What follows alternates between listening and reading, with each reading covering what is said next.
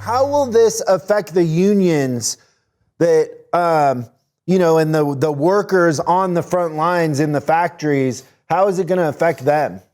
Well, obviously, when a plant goes down, those workers are on layoff. But the UAW, the United Auto Workers Union, has contracts that allow for, a lot of the workers get pretty close to, I think, like 90% coverage between unemployment and what they get from the company, so that they won't suffer too much on this.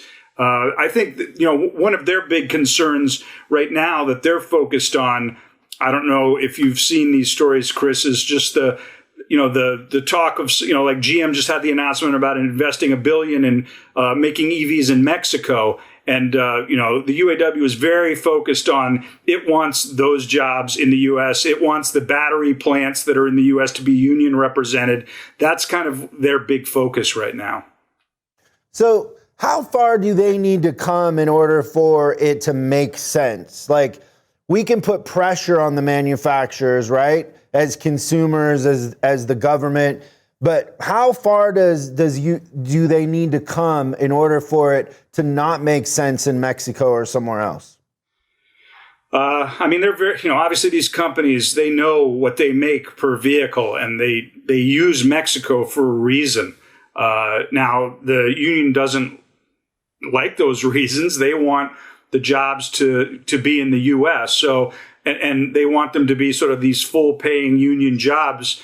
The problem then becomes things like the battery plants, which are going to only grow in importance.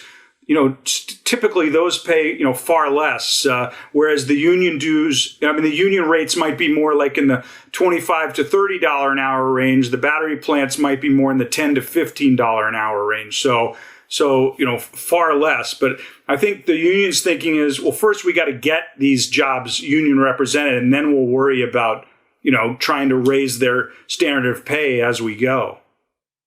Do you have a sense in the marketplace? And I know it's fresh in a lot of people's minds with Amazon kind of winning that vote in the South. Was it in Mississippi? What is the general consensus, for unions?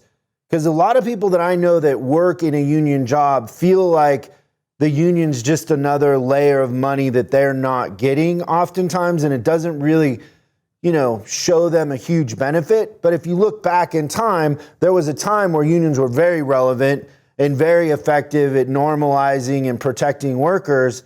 Are we at a time where that needs to be, adjusted and rethought, and maybe the way that we did it 60 years ago just isn't working for, helping companies like Ford and GM be competitive against a Tesla?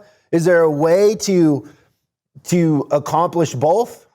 Yeah, I don't know. It's interesting because, back then, history shows that, the companies maybe took advantage of workers more. So it was easier for the unions to justify, why they were necessary. And to your point, it becomes a much harder argument when, say, a Toyota or Honda is in essence paying almost the same as, the Detroit 3 automakers. So then, any anti-union supporters can say, well, why do you want to bring the union in? They're only going to take away some of that money from you. I've talked with labor attorneys who say unions tend to do much better organizing plants when they are making arguments based on like safety and things like that, as opposed to if you're making an argument based on money, they tend to lose those organization drives more often.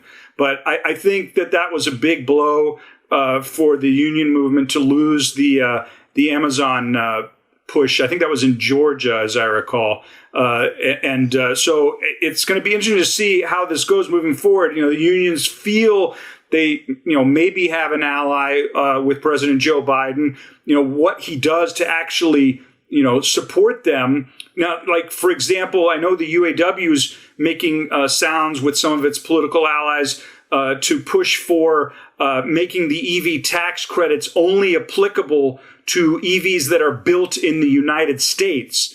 So that would add a layer of pressure. Now, whether they can pull that off or not in a Senate that's 50-50, I think is going to be hard to do. But I mean, that's the kind of thinking that they're making right now.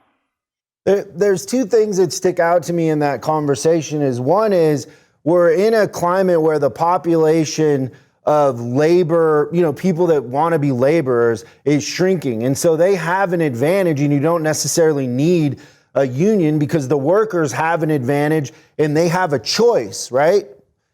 If you're willing to work, you can be a plumber and make $150,000 a year because there just aren't people that want to be plumbers or technicians. And, so it's a weird marketplace where the worker has more leverage because of the population and the baby boomers retiring and that sort of thing. But the other thing that sticks with me is, up where I grew up in Washington, Amazon opens a warehouse up there in Belfair, Washington, and they're hiring a couple thousand people and they're redoing the streets and they're investing all this money in the city and the infrastructure.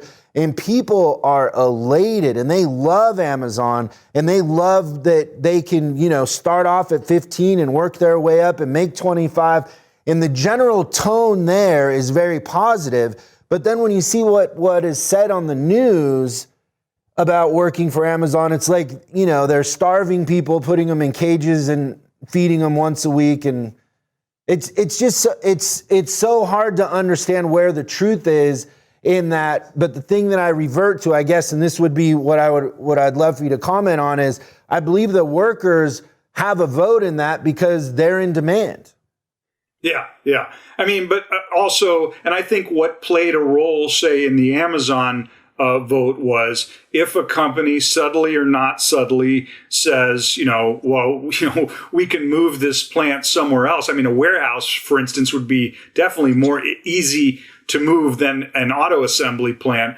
That can hold sway with, I'm sure that affects, not all of them, but it's certainly going to affect a portion of voters that are going to say, listen, I like having my job. If I'm not going to vote for the union. Yeah, but it does affect the unions, and if they're not growing and the general perception isn't that it's a positive thing for workers, it does affect them when they go to negotiate with GM and Ford later on, right? Yes. I mean, it doesn't help the union if they have continually failed to organize the foreign-owned auto plants in the U.S. They came super close a couple of years ago to organizing VW's plant in Chattanooga.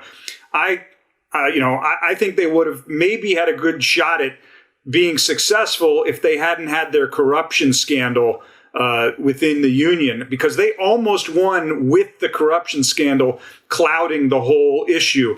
If that corruption scandal hadn't been around, they probably would have won that. But that just makes it almost not impossible. It makes it really hard for the union to sort of successfully negotiate with the Detroit Three when the Detroit Three are saying, listen, guys, I can't give you X if, Toyota and VW over there are paying, that much less than X. Yeah, it's being competitive in the marketplace. And a lot of times Ford and GM carry a bigger burden when it comes to, moving fast, changing fast, and being competitive price-wise, right? Yeah. Thanks so much for watching this clip of Service Driving Revolution. We're uploading new stuff every day, so make sure you subscribe and click the bell icon so you don't miss out. If you have a question you'd like us to answer on the show, call 8333-ASK-SDR and we'll answer your question on the show. That's 8333-ASK-SDR. For special deals on our books and training, head over to offers.chriscollinsinc.com. Now that's offers.chriscollinsinc.com. I'm Chris Collins, and I'll see you in the next video.